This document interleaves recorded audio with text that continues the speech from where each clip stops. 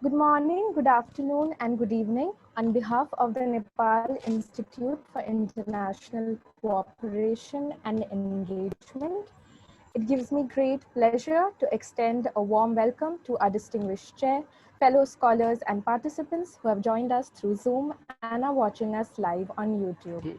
We are thrilled to have you join us today at the International Young Scholars Summit 2020. This international forum aims to bring together rigorous and erudite young scholars from all around the world over a single platform. The aim is to create an academic space to encourage young scholars and academicians from the field of international relations, political science, diplomacy, public policy, administration, and related subfields. The conference will be held for 3 days consecutively through 30 different sessions, with 2 parallel sessions, white and green rooms, running simultaneously throughout the conference.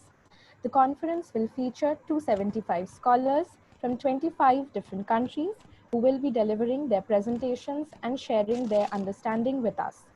This session is streaming live on our YouTube, so please feel free to share it on your social media handle with the hashtag IYSS2020. This is the 17th session of the conference. To chair and moderate this session, it's an honor to have Swechhya Sangroula here with us today. Swechhya Sangroula is a legal professional and an academician based in Nepal. She is currently teaching at Kathmandu School of Law as an assistant professor. Swechhya holds a Bachelor of Laws LLB from Kathmandu School of Law and a Master of Laws from Harvard Law School. After graduation, she visited the Harvard Law School as a visiting scholar and a graduate program fellow. Her area of interest is negotiations and dispute systems design, international legal theory, and global economic justice, law, and equality. Without any further ado, let me now request Swechhya Sangroula to moderate the session. Ma'am, the floor is yours. Thank you. Thank you so much, Rangoli, for introducing me. Good morning, good evening, good afternoon, wherever you are, and namaste from my side. I'm very excited to be part of this very important session on migration and refugees. Every time I hear the word migration and refugees, I am reminded of this brilliant poem that was written. I'm not sure if you've heard it, but it was pretty popular. It went with something like, no one puts a child on a boat unless the water is safer than the land. So it's a poem on Google that you can look it up. It summarizes the insensitivities and problems that migrants and refugees have to deal all around the world. Like everything valuable in this planet, they're all scarce. So we also have very scarce time as a resource today. So to speak on such an important topic, I will welcome all the presenters to limit their presentations for between 8 to maximum of 10 minutes so that we can have a very vibrant discussion towards the end of the presentation.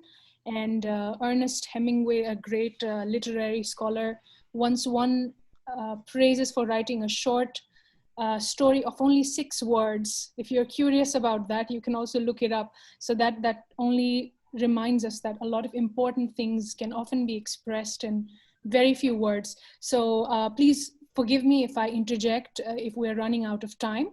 So without any further delay, I will welcome now our first presenter, speaking on reverse migration during a pandemic, opportunities or challenges, Mr. Rahul Tiwari, research scholar from Ambedkar University, India. Over to you, Rahul. Yeah. Hi, I'm Rahul. Good evening, good afternoon to everyone. My topic is reverse migration during pandemic, opportunities and challenges. Am I audible? Yes, yes. Thank you. Yeah. So, so the first point comes is the pandemic. So, a pneumonia of unknown cause was detected first in the Wuhan city of China, which was reported to the WHO on 31st of December 2019. Later on, it spread to various other parts of the provinces of China, and later on, then to the rest of the world. Initially, it was said that it is spread from animals to human, but later, the Chinese officials confirmed that it is a human-to-human transmission, which was also reiterated by WHO. The outbreak was declared a public health emergency of international concern on 30th January 2020. The virus has been named as SARS-CoV-2, and the disease was termed as COVID-19 on 11th February 2020. So, since it has spread to rest of the world, India was also no exception. India reported first case of the COVID-19 on 30th January 2020 in Kerala, and the patient was a student of Wuhan University.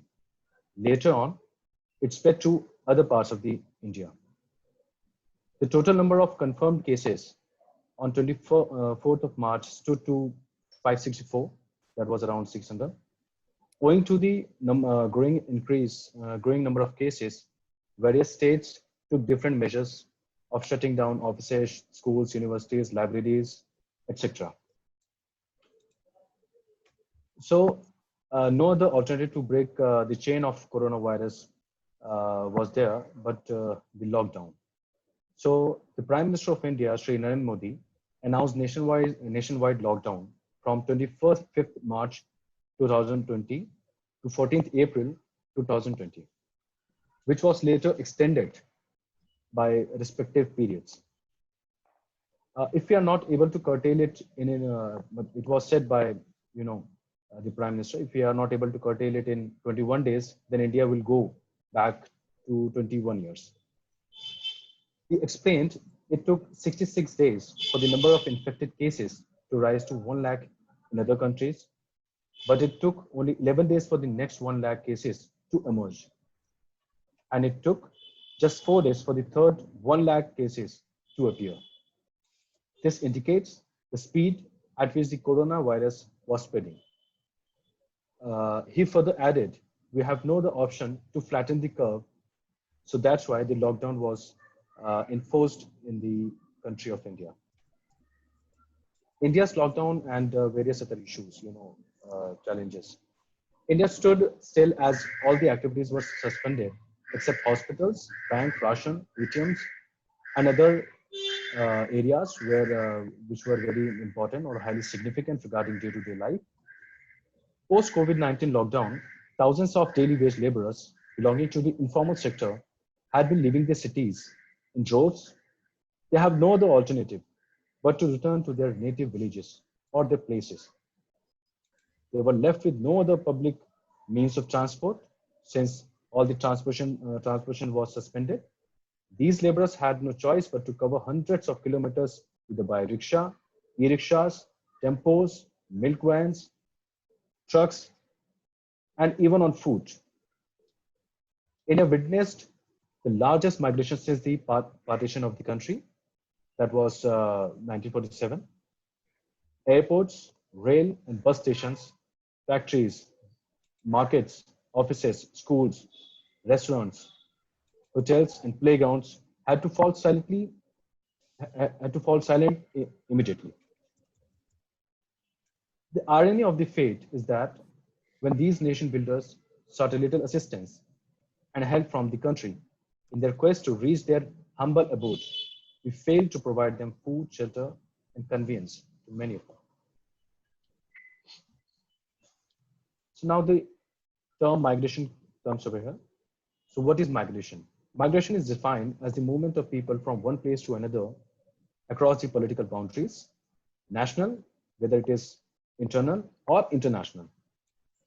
It is an integral part and important factor in redistributing the population over time and space. According to Demko, J.S. Ross, and H.M. Snell, migration is the most complex component of population change. It provides an important network for the diffusion of ideas and information and indicate symptoms of social and economic change and can be regarded as a human adjustment to economic, environmental, and social problems. So a question arises in our mind, why people do migrate or why they have migrated during the lockdown or during the pandemic. Loss of livelihood that at that time, there were certain things that happened. the events were as follows: loss of livelihood, fear of getting infected, loss of wages, non-payment of rents, shortage of food, social security, psychological factors, and others. So at this at that point, reverse migration comes the only way out. Tens and thousands of daily wage workers found themselves without job or source of income. These workers have lost their livelihoods abruptly.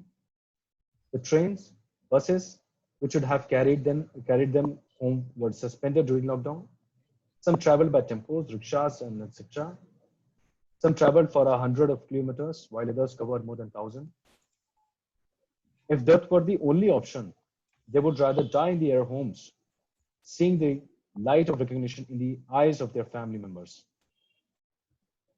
According to World Bank, the lockdown in India has impacted the livelihoods of a large proportion of the country's nearly 40 million internal migrants. Around 50 to 60,000 moved from urban centers to rural areas of origin in the span of a few days. Migrant workers tend to be vulnerable to the loss of employment and wages during an economic crisis in their host country, more so than native-born workers. Lockdowns in labor camps and dormitories can also increase the risk of contagion among migrant workers. Some of the incidents were there, which I would like to highlight. Carrying their children, there was an incident at the Anand Vihar bus terminal. There was a person who was carrying there were laborers, those who were carrying their children and bags.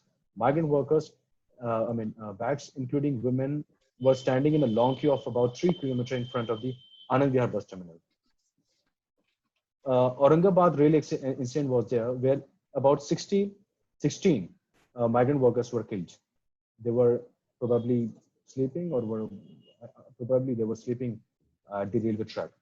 5 migrant laborers were killed, and other 13 got injured when a truck in which they were traveling overturned in Madhya Pradesh, Narsinghpur district. A 12-year-old child died after walking over 100 kilometers from her workplace in Bhupalpally district of Telangana to her native village in Chhattisgarh's Bijapur district.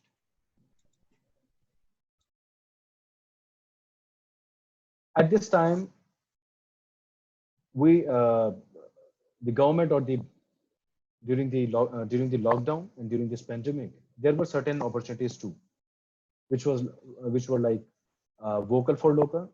That was Pradhan Mantri's vision for India to manufacture as many as products possible for us to manufacture. There was a kind of yojana called Garib Kalyan Rozgar Abhiyan, and obviously the agrarian economy. Since these are those workers who have migrated from their respective villages. Yeah.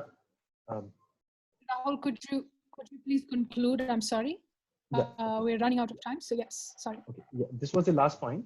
I mean, Okay, as far as the opportunities is concerned, opportunities is concerned, agrarian economy was facing quite backlash. That was facing quite hostile from the sides of some of the policies, and due to which after this particular reverse migration, agrarian economy of India, or of the agrarian agricultural land, would get some boost, or would get positive discourse in the recent times, in the upcoming time. Thank you. Thank you so much. Sorry about interjecting. We don't have a lot of time, so we can go with the discussion towards the end if we have some time. The audience can write the questions in the chat box, so we can discuss it after the presentations. Next, I move to Leonard Catubay, researcher, Philippine Association for Chinese Studies, Philippines, and his topic of presentation is Offshore Gaming Operators, Pogo Industry, and the Influx of Chinese Migrants in the Philippines. Leonard, over to you.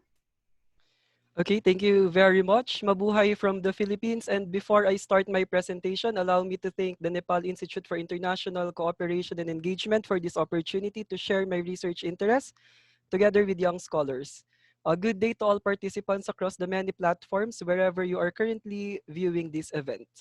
So my topic is about Philippine offshore gaming operators industry and the influx of Chinese migrants in the Philippines. The number of Chinese migrants has dramatically increased since President Rodrigo Duterte assumed the Philippine presidency in 2016. And in the Department of Tourism data, for the first 9 months of 2019, there have been 1 million Chinese arrivals in the Philippines, according to Talavera. It is something that locals observe, a sudden rise of Chinese nationals in the street of Metro Manila. So though the Philippines has a significant number of Chinese Filipinos, it is quite observable that public spaces in Manila are being filled with Chinese nationals coming from mainland. So it is important for this study to differentiate the Jiaochao and the Xinjiao to better understand the Chinese migrants in the Philippines. So as a focus of this research, we will only be talking about the Xinjiao or those who came to the Philippines since the 1970s up to the present. So in this context of this research, the focus will be the new Chinese immigrants. So this influx of Chinese nationals coincides with the Philippine government allowing Philippine offshore gaming operator licenses, okay, what we call POGOs. So what is a POGO? So basically, a Philippine offshore gaming operator or a POGO refers to an entity that offers and participates in offshore gaming services by providing games to players, taking bets, and paying the winning players. So the gaming activity refers to online games of chance through the internet using a network and software exclusively for offshore authorized players who have registered and established in an online or in the account of the Philippine Amusement and Gaming Corporation, which is PAGCOR. So they are the ones who gives license to the POGOs. So this industry brought Mandarin-speaking employees So this industry brought Mandarin-speaking employees who were issued working visas and special work permits. And according to the Philippine Bureau of Immigration, the influx of Chinese workers is due to the growth of POGOs. While POGO is prohibited in China, the industry moves to the Philippines, which serves online gamblers offshore. So listed on the Philippine Amusement and Gaming Corporation, as of July 14, 2020, there are 58 approved POGOs in the Philippines. And PAGCOR, the agency that enforces gaming regulatory policies in online gaming activities, okay? So according to a report from 34 POGOs within the National Capital Region in 2016, it grew to 51 as of October 2019. And in the year 2017, POGOs started to settle outside the National Capital Region. So in 2016, barely 4 months, PAGCOR collected 700 million pesos from POGOs. So its income significantly grew to 3.9 billion due to the number of approved licenses of POGOs in the Philippines. And from January to September 2019, POGO operations amounted to 4.6 billion pesos. So the Philippine offshore gaming operators industry may have a direct economic benefit to the Philippines, but it also poses issues and problems that arise from this migration. Say, for example, when a Chinese national Chinese nationals arrive as tourists in the Philippines, but legislative inquiries revealed that 119,000 Chinese nationals are overstaying in the country, and some are working illegally in the Philippines. So also, crimes committed by the Chinese did not evade the news headlines. The Philippine police reported that the number of Chinese who were involved in crimes dramatically increased since 2016, the year that the Philippines allowed the establishment of POGOs in the country. So anti-China sentiments are also brewing in the Philippines, instigated by media reports, okay? Such as the incident when a Chinese student throws soy pudding at a police who barred her from bringing liquid items in the metro rail system. So included in the issues is the widespread unemployment in the Philippines, and the influx of Chinese migrants are seen as competition by Filipino workers. In Metro Manila, Filipinos are already complaining about the rise in real estate prices because the POGO industry purchases these properties at premium rates, and there have been reports that Pogos have preferential treatment because they have a higher budget and can pay in advance. So PAGCOR, however, explained in its primer that it's closely working with the Chinese embassy in the Philippines to track Chinese nationals with criminal records. It also cooperates with law enforcement agencies to help arrest illegal aliens and penalize illegal employers. And President Rodrigo Duterte also fended off accusations against the Chinese online casinos operations, stressing that such operations have helped the Philippines financially. So as a conclusion, as China and the Philippines have a warmer relationship today compared with the previous administration, which had a hardline approach towards Beijing because of the South China Sea territorial dispute, it will most likely continue as Chinese companies would like to do business in the Philippines. Clearly, President Rodrigo Duterte has a considerable role in terms of Chinese migration in the Philippines because of his strong ties with the Chinese government, and his apparent friendliness with China encourages many Chinese to work in the Philippines. Okay, that will be the end of my presentation. Thank you very much. Thank you so much, Leonard, for your very brief and interesting presentation. I will reserve my remarks for the end, so if we have any more time. So for now, I will move on to our presenter, Poonam Khatana, lecturer, University of Delhi, India. And the topic of the presentation is Spillover of the Syrian Civil War, Syrian Refugees and Growing Fragility in Lebanon. Over to you, Poonam.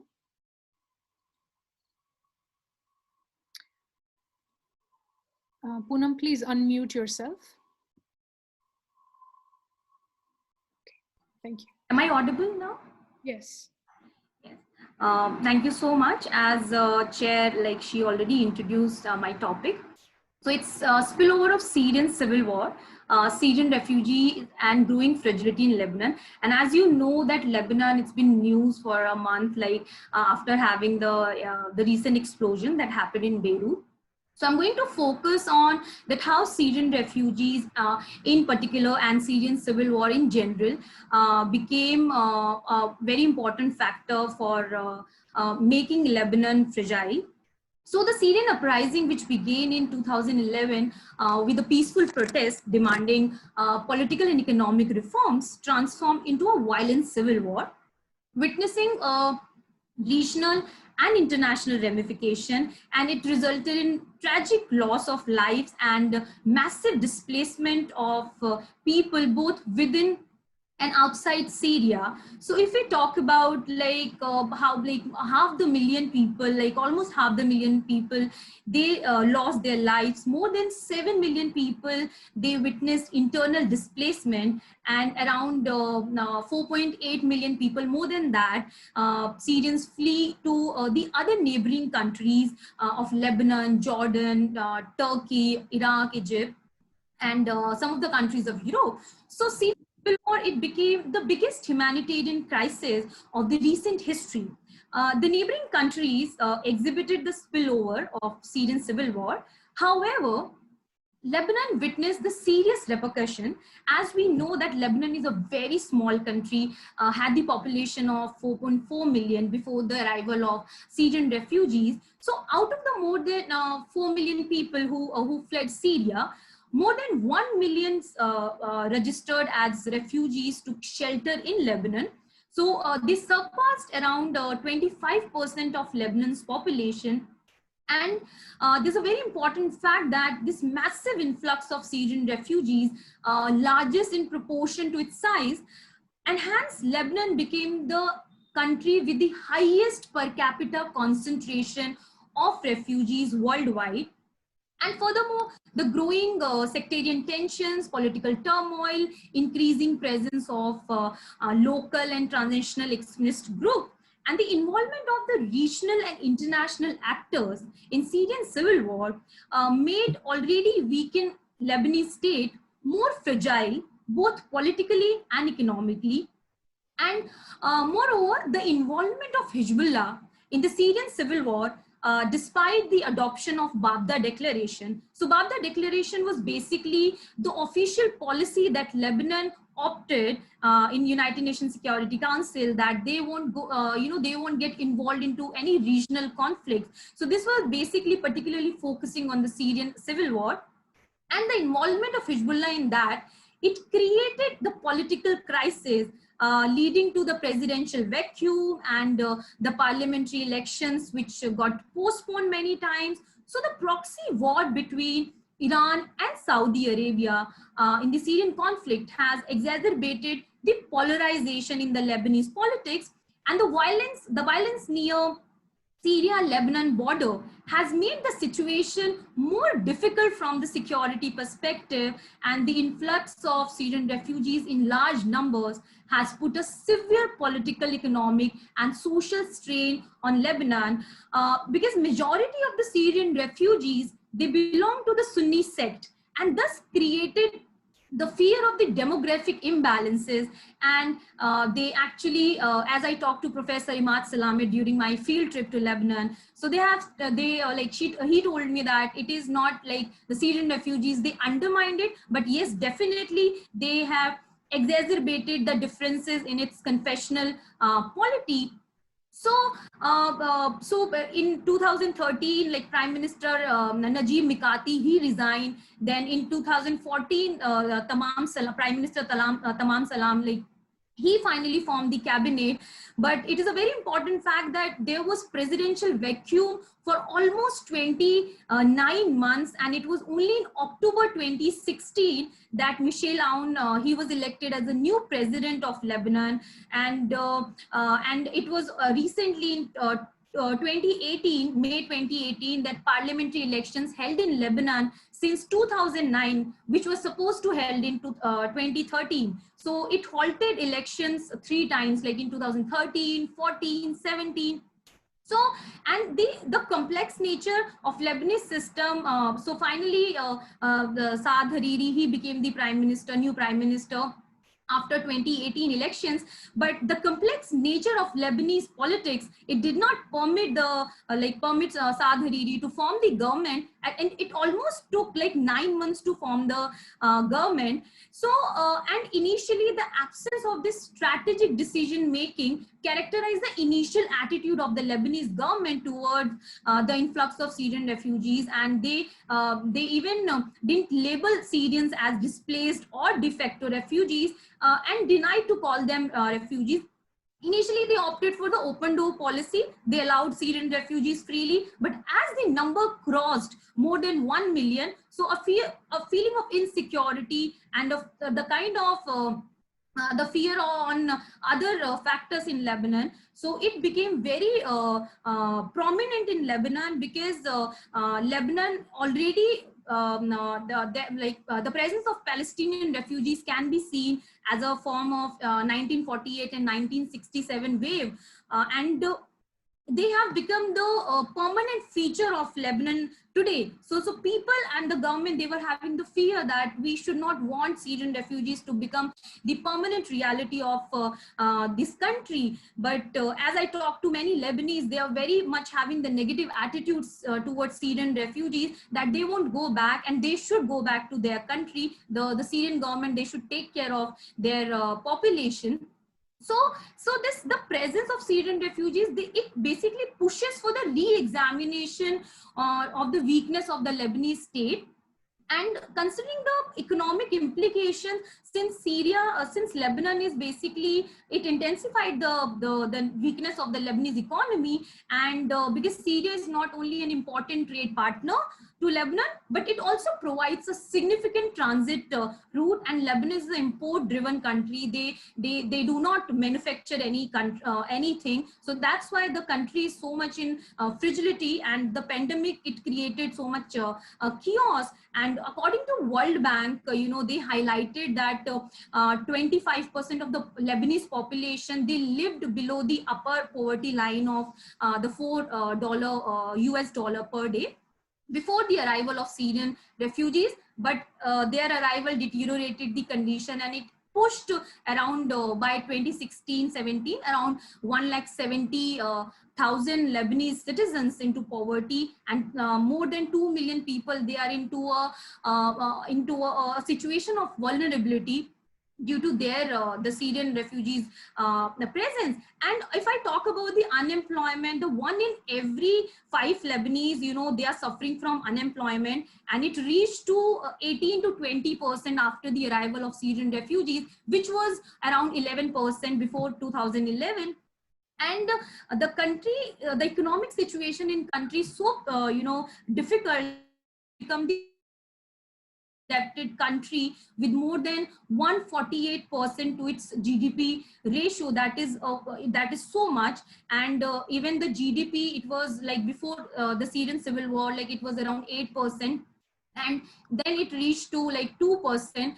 But at the same time, I would like to mention this thing that even blaming the Syrian Civil War and Syrian refugees, it won't be appropriate enough, because the internal factors of Lebanon itself is responsible for their condition. They just deteriorated the Syrian refugees and the Syrian Civil War. They deteriorated the condition. And the very important fact, there's a decline in the wages, because the Syrian refugees, they started taking up jobs for lower wages. So it reduced the income of Lebanese population, pushing them into extreme poverty. So having emerged from its civil war, because Lebanon already faced 15-year-long civil war from 1975 to 1989, so the country is in fragile, it remains fragile, and due to all these factors, it becomes more vulnerable. And the recent protests that you have witnessed in Lebanon started in Poonam, 20. could you conclude, please? Thank you. Yes, I'm just concluding. So it witnessed the weak political and economic machinery of the country, because of the failure of the government, Lebanese government, to fulfill the basic necessities of the people, and the rampant corruption became the major reasons for the popular protest. And Saad Hariri, because of these protests, he resigned, and the Hassan Diab, he formed the new government in 2020 January, which he resigned later in the wake of Beirut explosion. And Mustafa Adib, he became the new prime minister. And so I just want to conclude with 2 lines that Lebanon and Beirut, which is considered as a Paris of Middle East, Switzerland of Middle East. So the stable and sustainable future of Lebanon, it required the considerate internal and economic and political reforms, along with the financial support of the international community. Thank you so much. Thank you so much, Poonam, for your excellent presentation, and sorry about the interjection. Next, we move on to the next presentation on the topic Caught Between Identity and Politics, the plight of the Afghan Muslim refugees in India. And we have 2 presenters, Anchita Borthakur and Angana Kotoke.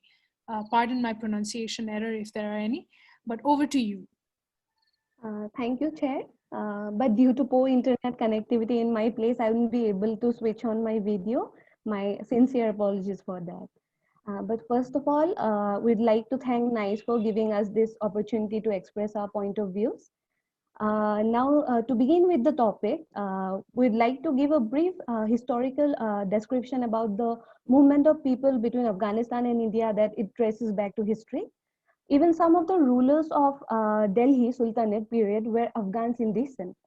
But in a large scale, Afghans started fleeing abroad in the aftermath of the Tsar Revolution, which resulted into the overthrow of the Daud regime in 1978. The event, in fact, marked the beginning of a massive and unprecedented refugee flow, which accelerated after the Soviet intervention in Afghanistan in 1979. At that time, Pakistan and Iran were their main destination countries, as they share border with Iran and Pakistan. And till date, both the countries are the largest recipient of the Afghan refugees in the world. But some Afghans also fled to India, another country with whom Afghanistan is having long-standing relations. However, there have been various phases of Afghan migration to India, when different ethnic groups formed the majority among the refugees who migrated to India. It was witnessed that from 1978 onwards, till the Soviet withdrawal of Afghanistan in 1989, mainly the Pashtun ethnic elites migrated to India, while the beginning of 1990s and especially after 1992, when the Mujahideen took power in Afghanistan, primarily the Hindus and the Sikhs started migrating to the country. But at that time, President Najibullah's family also migrated in 1992. But when the Taliban took control over Afghanistan, the non-Muslims started migrating to India. But at that time, even the Pashtun as well as the Tajik elites who were close to Northern Alliance, which was formed as a reaction to the Taliban, arrived in India. Since then, and even after Karzai period, then even now, the Ghan's regime, both Muslims and non-Muslims started migrating to India. Now, it is estimated that as of 31st December 2019, there are around 15,727 Afghan refugees registered with UNHCR India, although their actual number is much higher. Overall, half of them are either Hindus or Sikhs. However, there are a substantial number of Muslim Afghan refugees belonging to different sects and ethnic groups such as Hazaras, Pashtun, Tajiks, and Uzbeks in India. But even however, official estimates suggest that there are around 150,000 to 160,000 Afghan Muslims living in India at present. There has always been a correlation between forced migration and the notion of identity. Due to this relation, the government of the host country often treats various refugee groups coming from the same state differently. As India is not a party to the United Nations Convention relating to the status of refugees 1951 and its 1967 protocols, the situation appears grimmer for the refugees. Moreover, the absence of a permanent national or legal framework for the refugees and asylum seekers and the lack of collaboration between international organizations like UNHCR and the government have led to politicization of forced migration in India since decades. So under this background, on December 11, 2019, when Rajya Sabha, the upper house of Indian Parliament, passed the Citizenship Amendment Bill assented by the President Ramnath Kovind the following day, it provided huge relief to the majority of Afghan refugees residing in India. Under this act, Hindus, Christians, Sikhs, Buddhists, Parsis, and Jains who have faced persecution in Afghanistan, along with Bangladesh and Pakistan, will be granted Indian citizenship if they have arrived in the country before 31st December 2014 and living here for the last 5 years. However, the Afghan Muslim refugees felt betrayed and discriminated by this law, as the act has given a special kind of relaxation only to the non-Muslim communities residing in the country. So contextual factors such as to escape from religious persecution and strict societal restriction, apart from conflict and instability in their homeland, are some of the most significant reasons for immigration of majority of the Afghan refugees, be it Muslims or non-Muslims, to India. But after the enactment of Citizenship Amendment Act, when I was going for a field research in Delhi, then a Hazara refugee, resident of Lajpat Nagar, who prefers to be anonymous, said that along with the Hindus and the Sikhs, we also face religious persecution in Afghanistan. Ethnically as well as based on religion, we are among the minorities in Afghanistan. In fact, we are double minority in the country, unquote. Actually, we all, as we all know, that Hazaras belong to the Shia sect of Islam, which are the minorities in Afghanistan. Even in an interview with the Hindu, former Afghan President Hamid Karzai, who is regarded as a very close ally of India, was saying that we don't have persecuted minorities in Afghanistan. The whole country is persecuted. We have been in war and conflict for a long time. All religions in Afghanistan, Muslims, Hindus, and Sikhs, which are the main major three religions, have suffered. Similarly, the current envoy to India, Afghan envoy to India, Tahir Kadri, also echoed the same view when he said that all groups and ethnicities had suffered because of the war that has been raging in the country for the past 4 decades. So in an unprecedented move just before the passing of Constitution Amendment Bill in the Indian Parliament, the Afghan government, under a special decree of the President, issued National Identity Card to 3,500 Afghan, Sikh and Hindu refugees living in India as a part of the country's plan to recognize the special status of these refugees, of these minorities.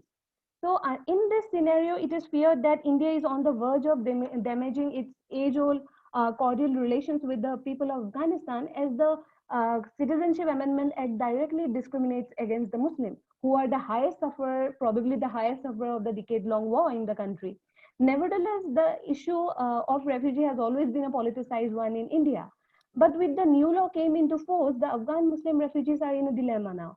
It is seen that the refugees are also caught in between identity and politics. Bollywood, a very popular medium of soft power diplomacy between India and the people of Afghanistan, is also trapped in between politics and identity about the Afghans in recent years. The vilification and negative portrayal of the Afghan in some of the mainstream Bollywood movies recently, like Padmavat, Kesari, and Panipat, has ramifications for the Afghan Muslim refugees living in India, whose religious identity now supersedes all other affiliation for some locals. Now, this section of the Afghan refugees are in constant fear that in this political atmosphere, the empathy which the Indian people have been holding for them since decades as persecuted fellows from a war-ravaged country might wither away anytime in the future. But refugees are active agents who constantly find new ways to cope up with changing situation which arises out of displacement. It is reported that after Citizenship Amendment Act came into force, there has been a sudden increase in the number of Afghan Muslim refugees wanting to convert to Christianity in New Delhi. Although it is too early to come to any conclusion about this new trend of religious conversion among the Afghan Muslim refugees to evangelism, yet the endeavor appears to be a strategy to cope up with the new political environment in India. Moreover, there is also a possibility that the conversion can be an onward migration strategy for the refugees to the Western countries. So in this crisis situation, it would be interesting to see how, what will be the steps taken by the Indian government so that the Citizenship Amendment Act won't be exploited by some of the refugees whose application for asylum are rejected before by the UNHCR India, or who are Muslim refugees but entered India before the stipulated date that CA has set for the refugees. At the same time, Indian government should also pay attention to the fact that in this battle of politics and identity, age-old close ties shared by the people of Afghanistan with their Indian counterpart shouldn't come under jeopardy. The bilateral relations at the political level can be restored. But if the problems start emerging at the people-to-people level, it would make the situation overly complex for both sides. So to conclude, I would like to say that to avoid such a scenario, it would be imperative for the government of India to develop mechanisms that address the grievances of all Afghan refugees, irrespective of their religious or ethnic affiliation, and attempts should also be made to integrate and make them a part of the diverse Indian society. Thank you so much. I'd be very happy to respond to questions if any. Thank you, Antita, for your very interesting presentation. I'm sure we will have a lot of questions and discussions on this topic, but due to the paucity of time, I will move to the next presentation by Bulbul Prakash, is a research scholar at Jawaharlal Nehru University, India. And the topic of presentation is Bringing Migration to Global Health Diplomacy in South Asia, Challenges and Opportunities. Over to you, Bulbul. Good afternoon, everyone.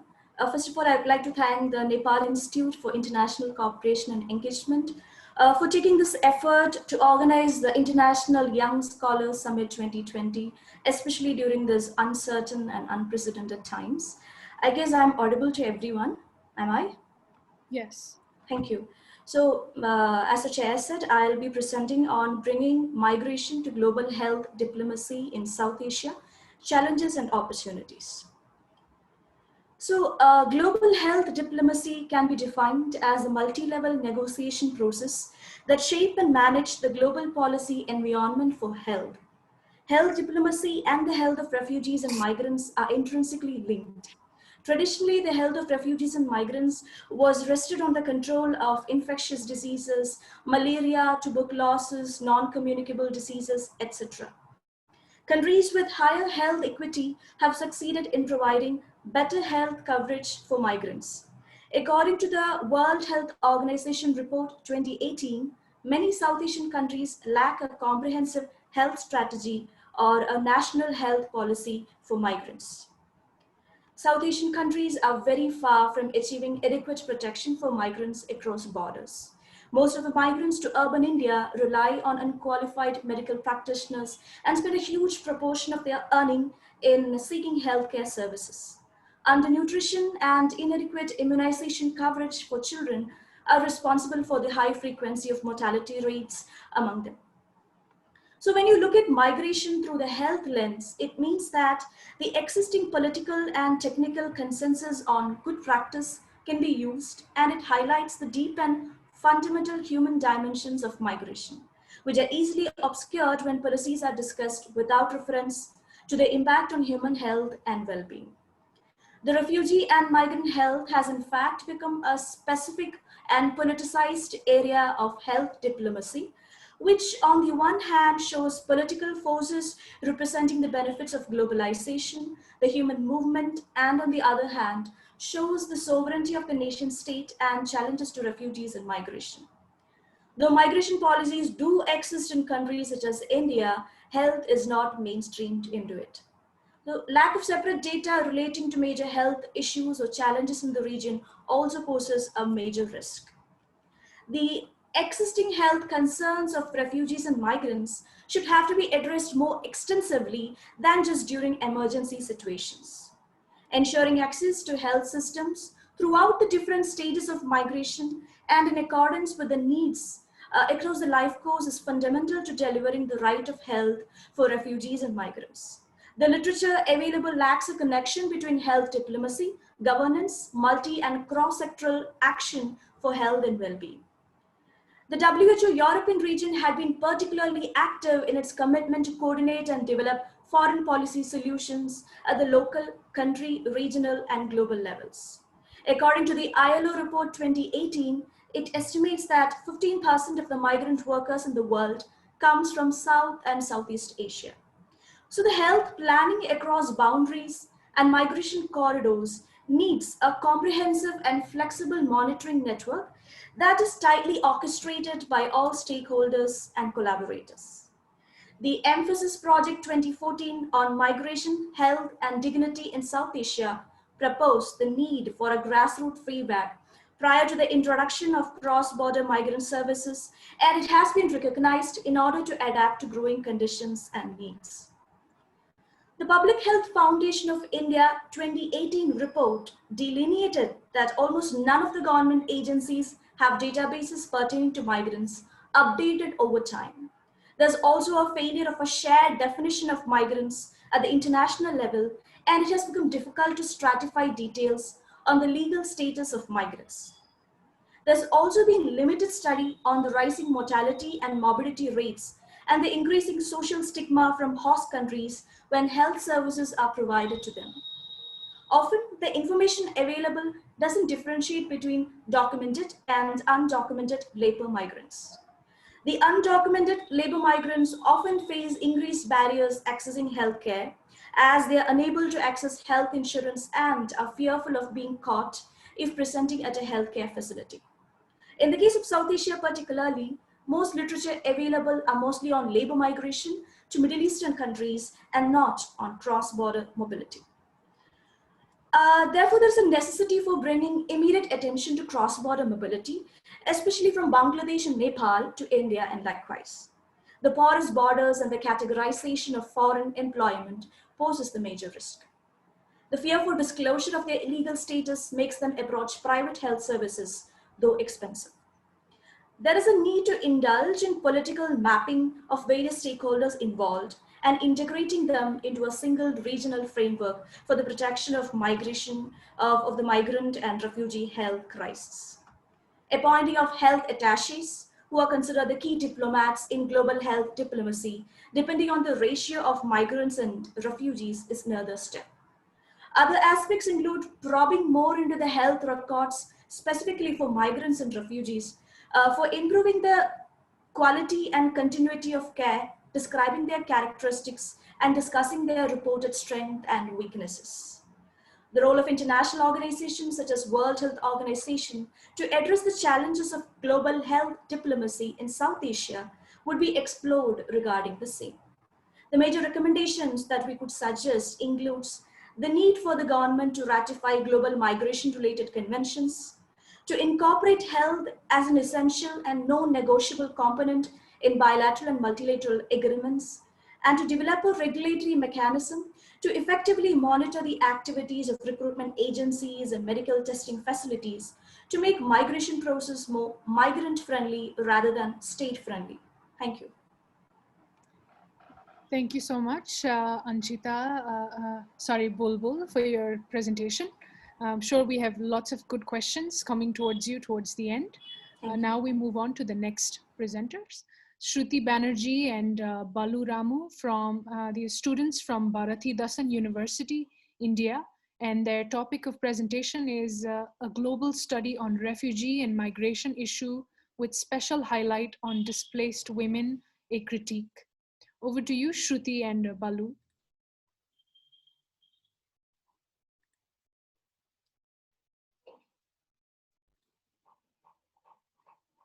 Shruti, could you please unmute?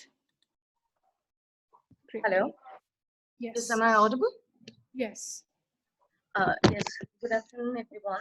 So today my migration topic is on a global study on refugee and migration issue with a special highlight on displaced women. There is a critique which has two aspects. In one side of this paper, I and my co-author tried to explore the narrative of a horrible, dreadful, hardship-oriented migration process for women who were migrating from our neighborhood countries like Afghanistan or like the East Africa, West Africa, Libya countries towards the Europe in the countries like Germany or Canada.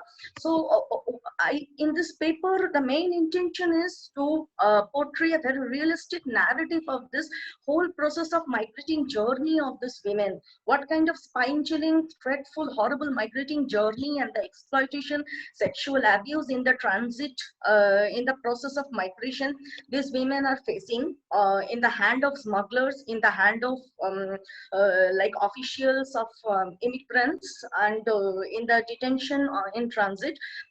This is the one aspect of the paper, and the another aspect of the paper is it talks about the present problems of the very rampant and high-rated migration from our neighborhood country Nepal and Bangladesh to India.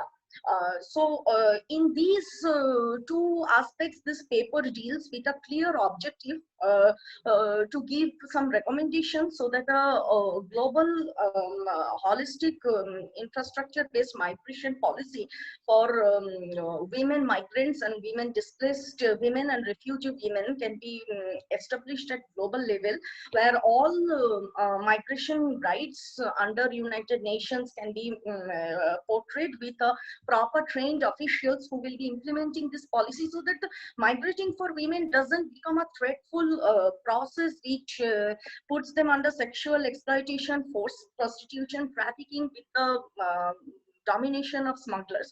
This is one aspect, and the another aspect is to come up with a very holistic recommendation, so that in from India and Bangladesh and Nepal, in between three countries, coordination, policy and legislative corrections can be made of, so that the migration from Nepal, Bangladesh, all these countries to India becomes more less threat-provoking, curtailing the approach of illegalness. Now, in the case of Nepal and Bangladesh, while people are migrating to India for a better lifestyle, one of the main reason of the migration is the commonness of the identity in the case of Nepal and Nepalese, and another reason for the migration in the case of Bangladesh to West Bengal is the chosen language, that is Bangla. But the main problem in the migration is what happens in the border level of India. This paper tries to show the gaps at this migration process, while at the border level much more surveillance and strict vigilance need to be established. Secondly, a proper policy should be there, so that while this Nepal from or Bangladesh, the migrants are migrating to India, the proper identity verification with their identity proofs, like the identity proof is there in India, like Aadhaar. It should be presented in the Indian government, so that their status of migration, I mean whether their migration is illegal or they have a proper valid reason to migrate, that can be evaluated properly, giving justice to these migrants. And if the illegalness is very high in the percentage, they should be sent back to their country. And doing so, India and these two countries, Nepal and Bangladesh, it is highly recommended they coordinate more prevalently with international migration organizations like UNHCR or IMO, and they coordinate within three of these countries in between each other to come up with a very holistic, solid migration policy, so that migration becomes a boon for these three countries, not a threat. While in case of Bangladesh, due to religious implication, radicalism happens, and in case of Nepal, due to regionalism, it poses threat to Indian sovereignty. And the main problem is that in the case of migration, in case of towards India from Bangladesh and India, while the regionalism or the radicalism or their own categorization poses a threat of illegalness, and it encroaches and threats the sovereignty of India. So this threat can be curtailed by these recommendations, and it is a fact that in India, I'm sorry, it is a fact in the global scenario. If you go for data in the percentage of refugees, it is a very sad fact that 50% of refugees are women, while they are migrating from this origin of countries like in the case of Afghanistan, suppose, the cause of migration is very prevalently honor killing for women. And so their voice needs to be heard in a platform and policy in a global level for migration, which this paper intends to show. And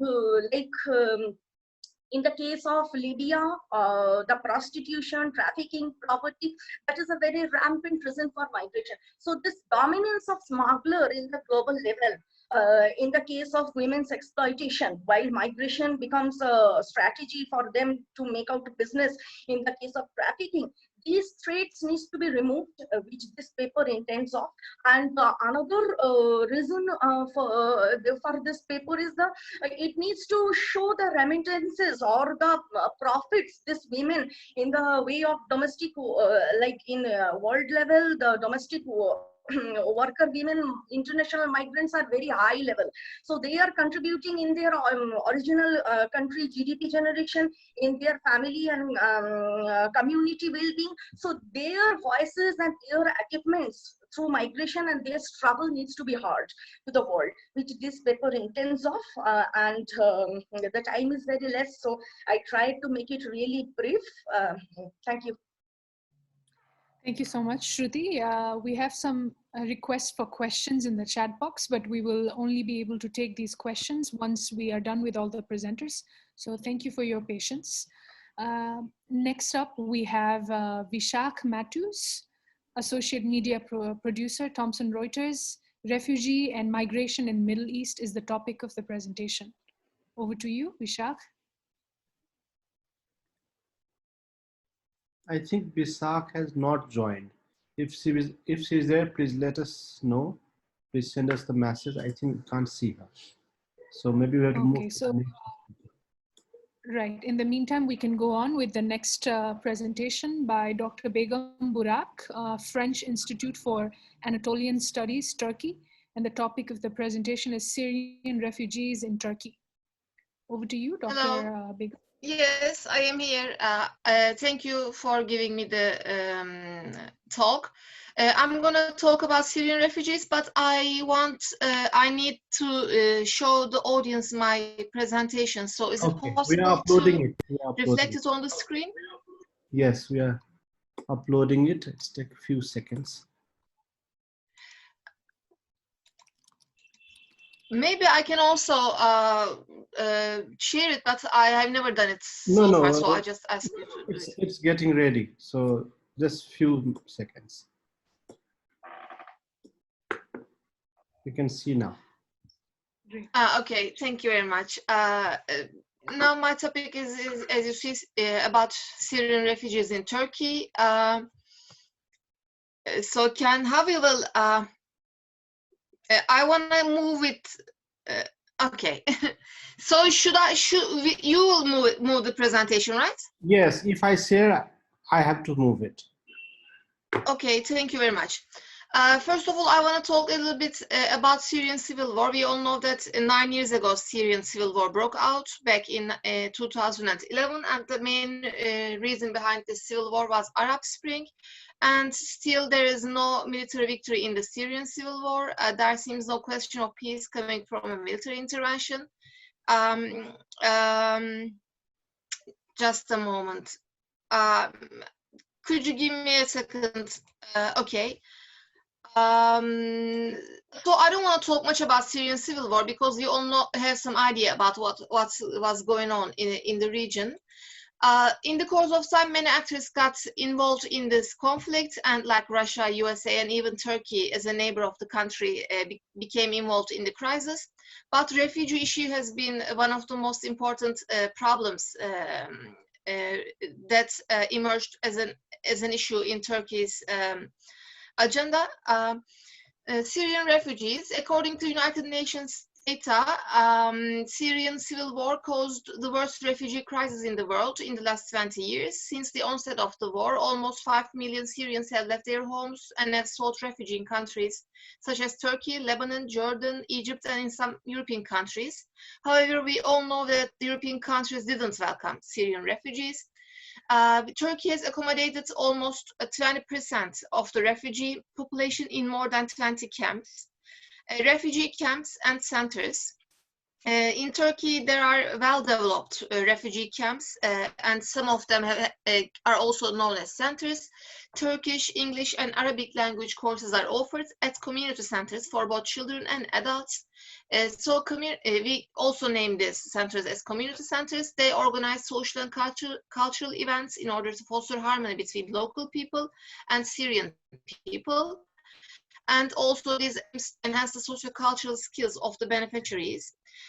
Turkey, since the onset of the war, followed a human immigration and open door policy. Do you hear me, right? Yes, we can hear you. Please go ahead.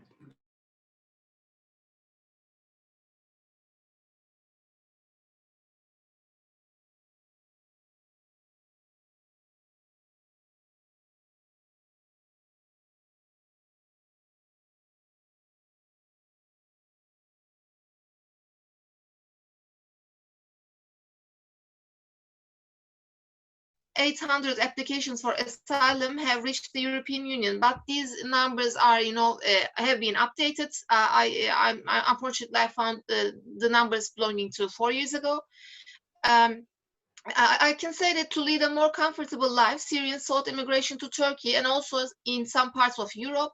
For example, they tried to cross to the European Union countries through Greece, but we saw many tragic pictures, on global media about these refugees. Syrian refugees, we know that the Turkish state today hosts the largest number of Syrian refugees in the world. And according again to an old report published by World Bank, Turkey has a registered number of more than 2 million Syrian people. And Turkey sees Syrian refugee issue not as a security or, as a military issue or an international strategy issue, but Turkey sees this issue as a humanitarian issue.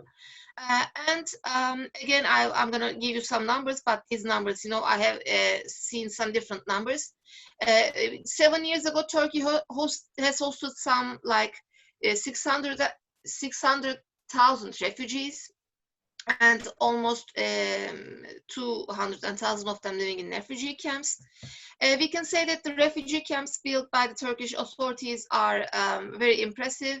They are like towns. They have their own educational centers. They have health clinics or playgrounds for the kids. They have supermarkets. And an important point about Syrian refugees issue, we can say that today there are some concerns in both in Turkish society. Some people think that Turkey has become a target country for some immigrants, for the refugees after the Syrian crisis. Also, these kinds of criticisms raised against the government. Today, this number I think is most close to the correct data. Yes, Turkey sir. hosts Was it nearly. short? Sorry, Pardon, sir? can you hear me right now? I didn't finish my presentation. Is there a problem? I think you can continue, Dr. Begum. That's okay. I think we can get the questions at the end of the slides. As I've been, listening all of the speakers, and anyway, I can answer if I know the questions answered. Syrian refugees in Turkey. Turkey hosts nearly 4 million Syrians today, and we all know that the international actors like the other European countries do not help Turkey in this process. Turkey, I'm sorry, but if the slide is going well, I don't know about the slide. Yes, I am right now, yes, in the 12th presentation, 12th page. Turkey has got a special role in Syrian refugee crisis. Turkey with more than like 3.6 million, but right now we know that it's around 4 million Syrians that have been living within the borders of Turkey. And Turkey has become the world's most refugee hosting country in terms of Syrian refugees, we can say. The majority of Syrian refugees in Turkey has become urban refugees after 2013, and according to official data held by the Ministry of Health in Turkey, 140,000 Syrian babies were born in 2018. We all know that there are some problems about adaptation and integration of the refugees, and many of the refugees don't have the similar educational level with the other segments of the society. Approximately half of the refugees are either illiterate or never attended school before. In terms of economic evaluations, I can say that Turkey spent $37 billion for Syrians in almost 9 years, according to Turkish official institutions data. So $37 billion of the budget, was spent for the Syrian refugees. And also there has been a social shock in Turkey because before the Syrian war, there was like 58,000 refugees living within the borders of Turkey. But after the war, now Turkey hosts more than 4 million refugees. And this 5%, not of the population, this is the wrong information, I guess, sorry for that. Turkey has followed an open door policy towards Syrian refugees, and we adopted a humanitarian discourse, not a securitization approach. Turkey didn't adopt such an approach. If we look at this graphic, we can say that almost more than half of the Syrian refugees are living in Turkey, some like a quarter of them in Lebanon, 50% of them in EU borders, 10% in Jordan, only 4% in Iraq, and 2% of the population of Syrian refugees are based in Egypt currently. Among more than 140 nations, Turkey has earned the right to the title of the world's most generous country in proportion to its national income, with about $6 billion US dollars worth of humanitarian and development aid. Turkey's convictions about humanitarian aid aim to engage not only its own, but also the collective conscience. So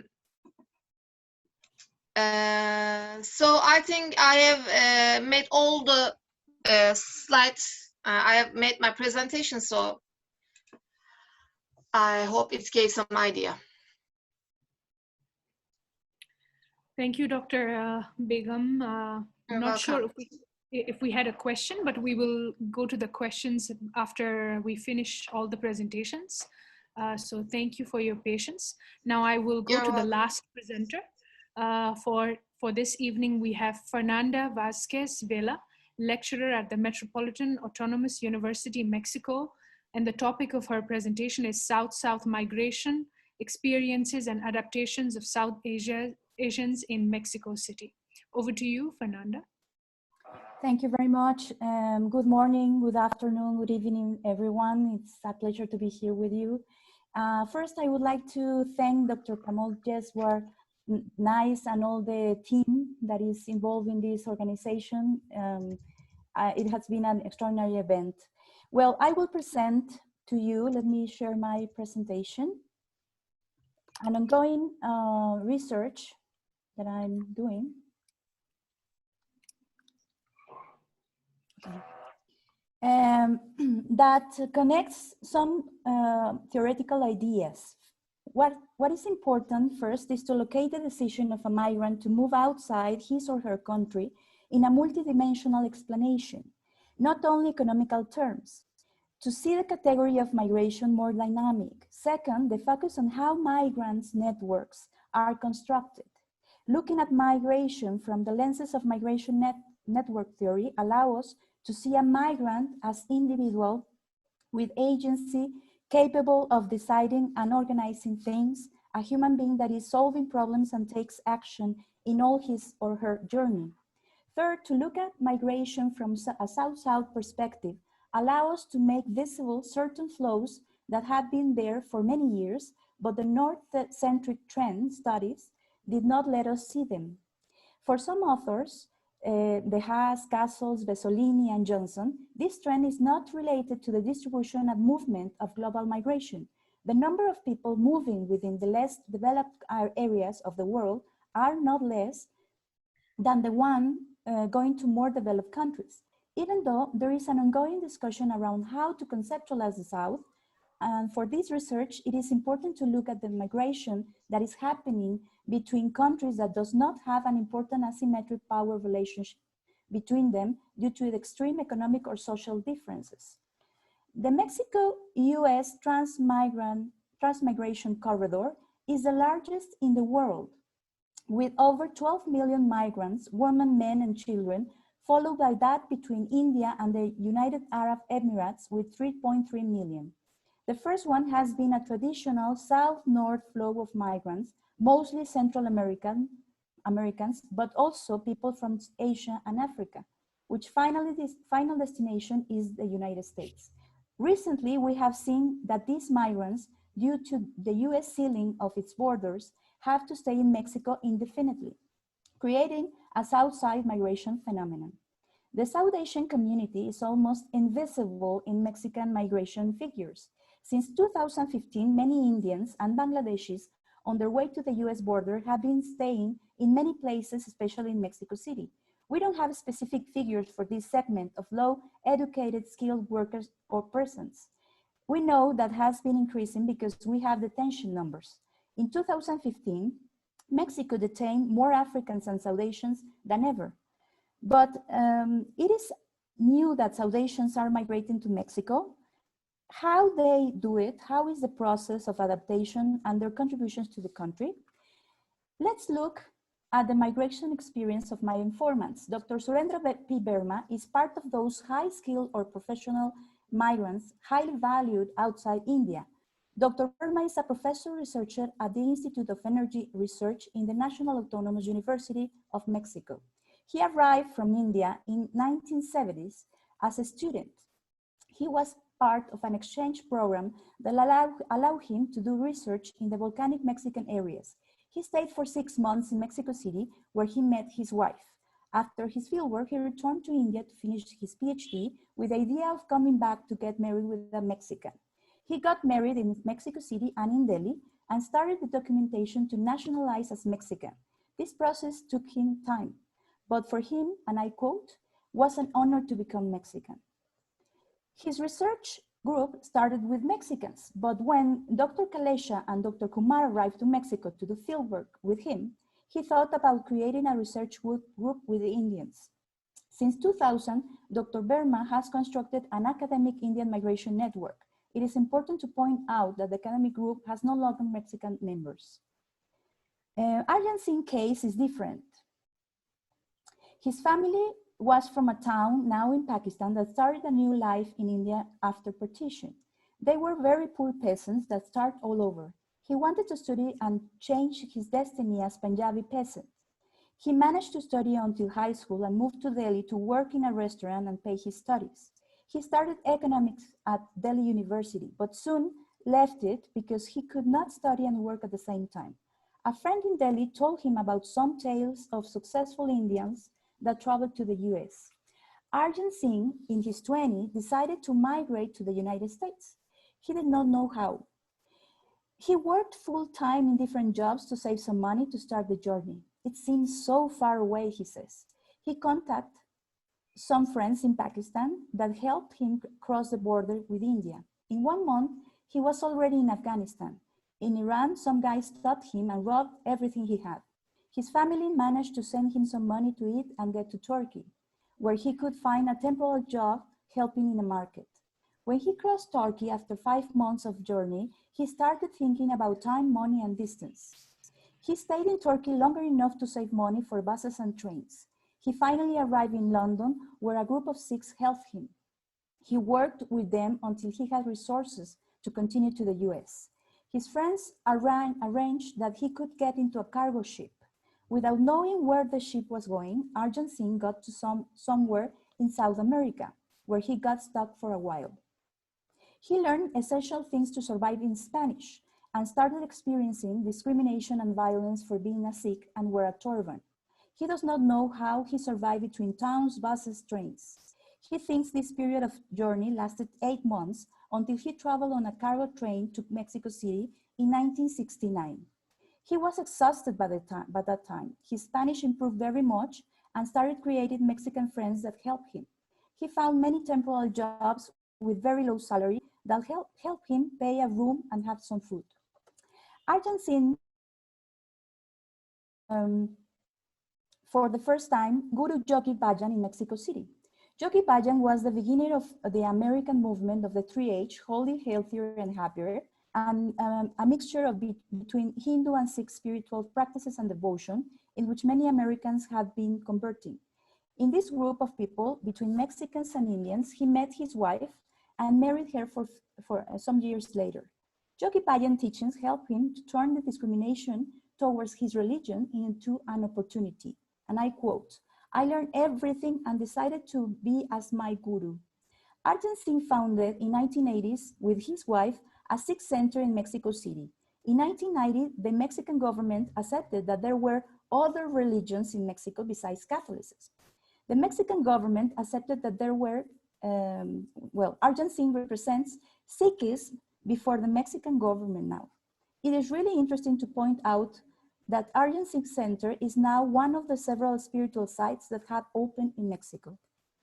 Our last story today is about Hassan. He is 25 years old and is one of those Bangladeshis of the new wave of migration. He's from Khulna. He decided to leave his country because he could not find a job.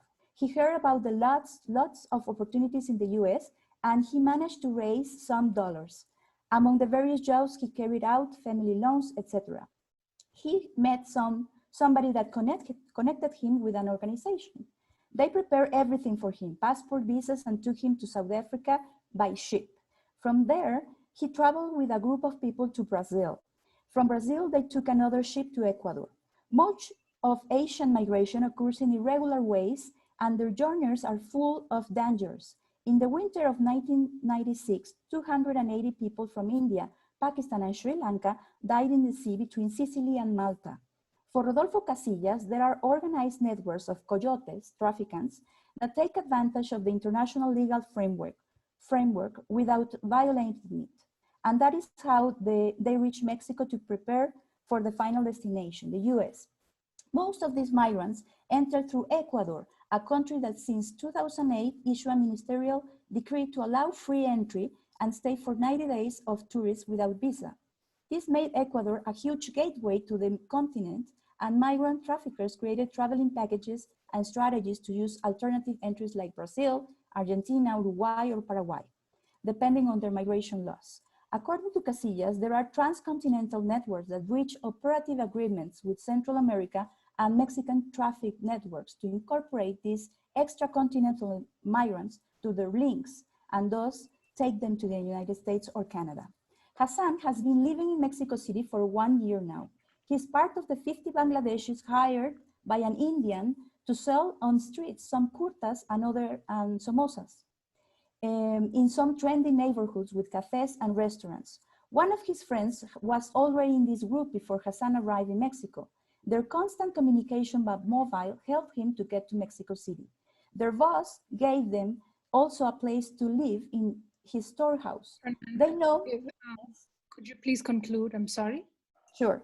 I will just say that looking at migration with different lenses can provide new insights, such as these ones, no? That South Asians migrate and stay in Mexico is not a new phenomenon, but the numbers have increased and also the ways to do it, no? There are more global networks in which they link to, and also they are part of. So I will just end it there. Thank you very much. Thank you so much, Fernanda, for your presentation. Great. So please be assured, esteemed panelists, that I did not enjoy interrupting you during your presentations, but such was the demand of the scarce time that we had. Now we have some time for question and answers. If you have questions, you could write the questions in the chat box so you could address it to a specific panelist, or you could do it an all over panelist. If you have questions, Sriyoshi mentioned, I'm not sure if she's here, mentioned that they have a question. In any case, why don't I start with a question that anyone can and feel free to answer. So I had a very interesting observation by listening to all your presentation that while there are a lot of narratives about migrants, which is indeed very true, that many of them are exploited, and also the point that I started with, please don't mind, there is a tractor that is going crazy outside my house, so I'm trying to avoid the sound from coming in, but such is the chaos everywhere.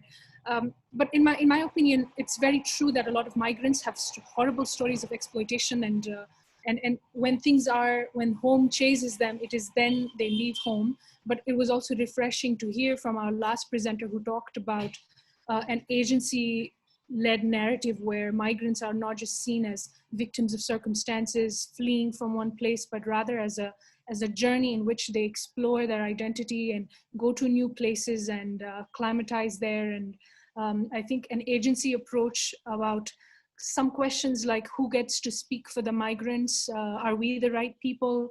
Should they be allowed to say their own stories? If so, who among them should say their stories? So these are great questions. So I'm very inspired by some of your field studies, your ethnographic accounts, and your research. I am very interested in hearing more from Turkey about how Dr. Begum mentioned that migration and hosting refugees was not just an issue of security, but also a humanitarian issue. So there were some very interesting insights.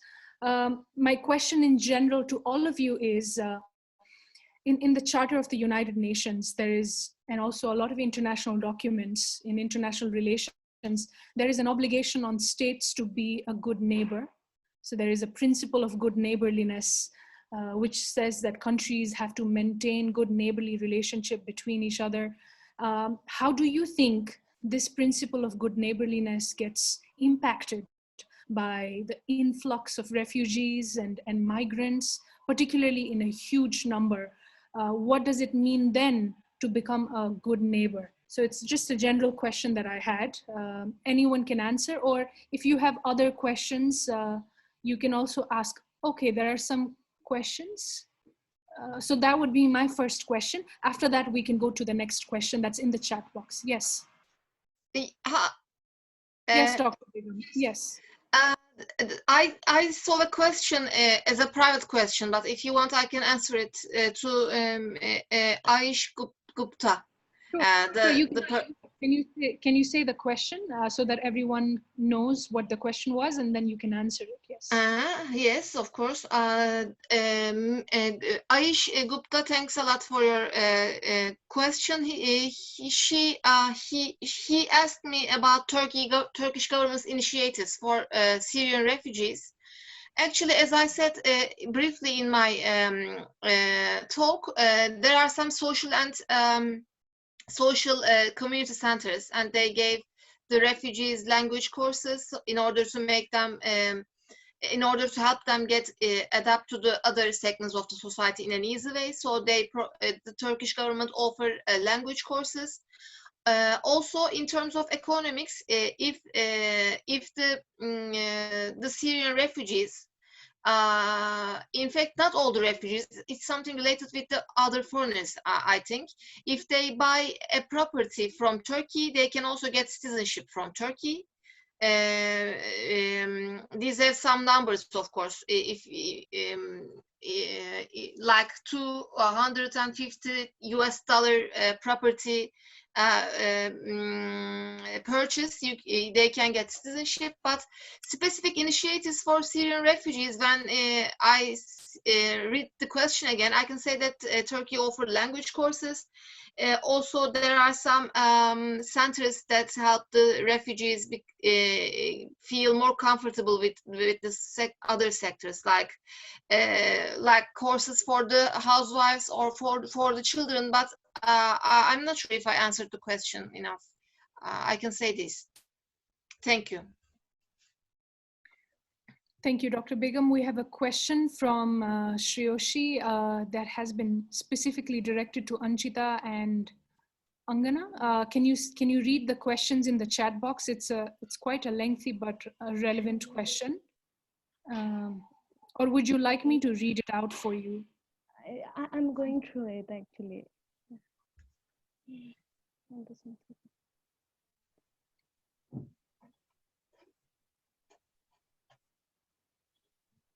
About the first part of the question, I totally agree with her that India is not a party to the 1951 convention and 1967 protocol, so it is not binding on us to whether take the refugees or not, and whom to take. It is our individual responsibility, like it's our choice.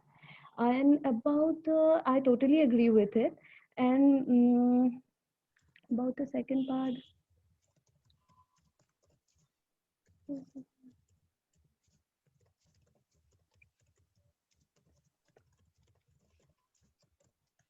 Actually, basically, I'm in my presentation, I'm dealing with the Citizenship Amendment Act and what is its repercussion on the Afghan Muslim refugees. I'm not saying here that whether to give citizenship to the non-Muslims is whether it is a welcoming step or we shouldn't do it is altogether a different topic. It probably we need a different kind of debate and discussion on it. But about the Hazaras, I basically wanted to point out that even the Hazara Shias, they are considered as minorities. They are considered as both ethnic and religious minority in Afghanistan. So it is that it's been written that though like they are massacred by the Taliban in Mazar-e-Sharif, many say that they have been massacred because of their ethnic and religious identity. But at the same time, a number of scholars also say that it is a part of geopolitics, as they were opposing the rule of the Taliban. That's why they were thrown out of Mazar-e-Sharif. They have been massacred. It is like two views are simultaneously going around. So it is, I think it's altogether a different topic why they have been killed in Mazar-e-Sharif, whether it's a part of geopolitics or it's only on the basis of their religion and ethnicity. And I basically wanted to say that like Islam doesn't disown them, but there has been a fear psychosis after this, the implementation of CA. It came into when it came into force. There has been a fear psychosis among the Afghan Muslim refugees, and it is because of that there has been an increase in the number of Afghan Muslim refugees converting to Christianity. Actually, if there is no problem, then they shouldn't have converted to Christianity. And since now they are very much afraid that they might be, deported to their country, and their country, we all know how war-ravaged Afghanistan is. Maybe it is one of the reasons that they are now even ready to give up their Muslim identity. Maybe it might be an onward migration strategy for them, but at the same time, it might be the reason that they just don't want to go from India, and they are very afraid that they might be, they might be thrown out of the country, and so they are just trying to adapt to the new political environment in India. So this car can be even exploited by some of the Afghan refugees who I have already mentioned in my presentation, that who have been like before, who have been rejected asylum by the UNHCR, or the Afghan Muslim refugees who have come to India before the stipulated date of 31st December 2014. So it is a very they are in dilemma, and two perspectives are going on at the same time. But I think about this Hazaras, I think it's not only about Hazaras, even the Pashtuns and Tajiks. There are basically three churches in New Delhi which are operating at now, where there are Afghan Muslims who have converted themselves to Christianity. One is dominated by a Tajik pastor, another one is dominated by a Pashtun, and the other one is, though it is like the pastor is American, but they are mostly the Hazara refugees, the people belonging to the Hazara ethnicity. They go to that church. So obviously it might be that like from heart also they might convert themselves, but at the same time this is also going on, that after Kader, even the pastor himself said that, who is a Tajik from Afghanistan, he said that there has been upsurge in the number of people wanting to convert to Christianity after this car came into place. So that's what my answer is. I hope I can make her understand. If few more clarification is needed, I'll be very happy to respond to it. Thank you, Anchita. If there are more questions, can the audience just write the question in the chat box? In the meantime, I feel that because our first presenter it was interjected quite rudely by me, I have one question that I would like to get the answer from Rahul. Rahul, are you there? So the topic of your presentation said that there are opportunities as well as challenges. My question to you is if you have any analysis about whether the reverse migration in the COVID scenario in India, the challenges outweigh the opportunities, or is it the other way around? I would be glad if I could get the answer to that question. Swechhya, can you please repeat the question, since I was not able to? So towards the end, you mentioned that there are challenges, or there are also opportunities from the reverse migration. My question to you is, does the challenges or do the opportunities outweigh one another, or is there an assessment, or do you think it's equally divided, the challenges and opportunities? I think both the terms are equally divided, because or both of them are interconnected, I would say, because for people who are optimistic in in nature, they see such kind of difficulties or situations as a way around, where they can bring them, where they can change the discourse or change the flow of the water. So in this regard, the better example would be regarding the agriculture sector, where in recent times the migrants have moved. The migrants are the migrants or the laborers are the farmers only, and these are those people those who have migrated for the for monetary or for the for money only, and they were not living a kind of life where on contrary to that, they were living at their own respective places. So apart from that, as far as the economy or the monetary part is concerned, they would be able to save more money, or they would be able to do much for themselves. Social security is also an aspect to which they can consider in this regard. So thank you, Rahul. We have some few minutes where we can use this time for each panelist to maybe share something, maybe for a few seconds or a minute, like a concluding key thing that they would like the audience to take away from their presentation. Just very briefly, please, anyone can jump in and share if they want to share any key line that key takeaway?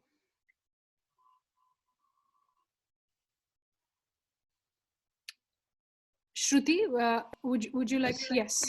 Yes, in the conclusion of this session, I would like to read out one of the experience of an Afghan migrant woman on the way to her country, from her or a country of origin to Afghanistan, country of origin Afghanistan to Germany. She got migrated to give a real narrative. A very bad experience was that a baby child of 7 to 8 months was crying a lot while we sat on the boat. The smuggler took the baby from her mother and dropped her into the water, and we saw the sinking baby, and no one said anything. We were a large group of people and didn't want to get caught by the police. We needed to access the river silently. The smugglers were beating men and women, especially women who were not used to walking long distances and would fall behind. The smugglers were abusing and insulting the migrants. It was a horrible experience. I was pregnant. I had to save my children and my eldest daughter. I had no choice, but it was not a journey. It was a journey of life and death. When I was seeing dead bodies on the way, I was disappointed with the situation, but we had no way to return. We were afraid that the smugglers will kill us. This is the narrative of a migrant women from Afghanistan and under Mixed Migration Center and under Danish Refugee Council. I just wanted to get this narrative. Thank you. Great, thank you. Thank you for sharing this. If someone else would like to jump in with a key takeaway or some concluding very brief note, I would like to welcome you.